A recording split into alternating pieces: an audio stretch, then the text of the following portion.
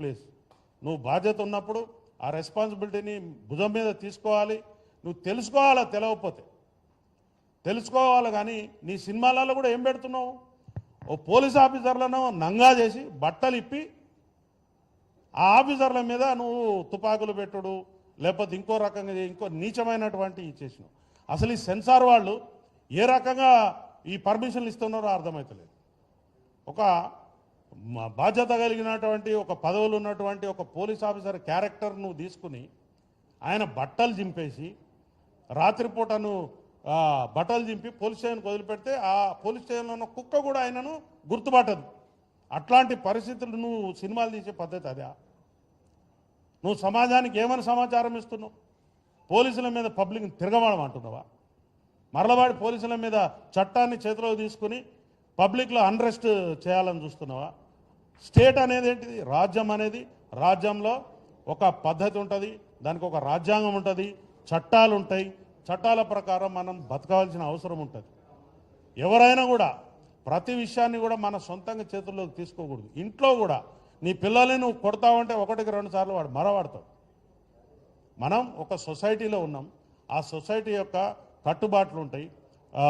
కట్టుబాట్లు అంటే చట్టాలు ఉంటాయి. నువ్వు ఎలా బిహేవ్ చేయాలనో ఉంటుంది. అవన్నీ తెలుసుకోవాల్సిన బాధ్యత ఉంటుంది.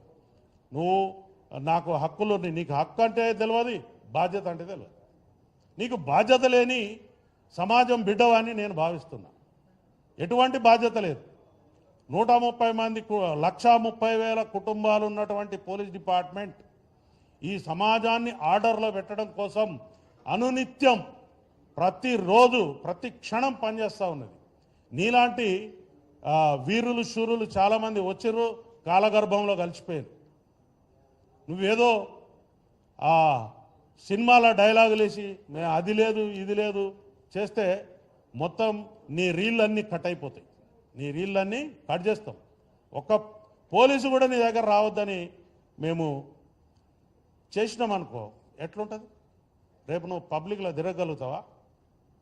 ప్రైవేట్ సైన్యాన్ని పైల్వాన్లను నల్ల బట్టలు వేసుకుని ఆయనకి ఏం తెలుసు? ట్రైనింగ్ చేసిండు ఆయన. చట్ట ప్రకారం ఆయనకు ఉందా?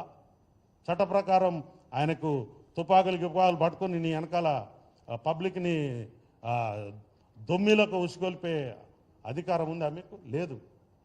చక్కగా సన్నాయి నొక్కులు నొక్కుతా ఉన్నారు అక్కడ వచ్చి మీరు. అసలు రెస్పాన్సిబిలిటీ లేదు నీకు, పబ్లిక్ రెస్పాన్సిబిలిటీ లేదు. వచ్చినావు ఈ జూబ్లీ హిల్స్ లాంటి ఇవి తెలంగాణ గడ్డకు హృదయం లాంటి జూబ్లీ హిల్స్లో రూపాయలు ఖర్చు పెట్టకుండా భూములు జాగలు వచ్చినాయి మీకు. అవి పబ్లిక్ పైసలు, ప్రజల యొక్క సొమ్ము.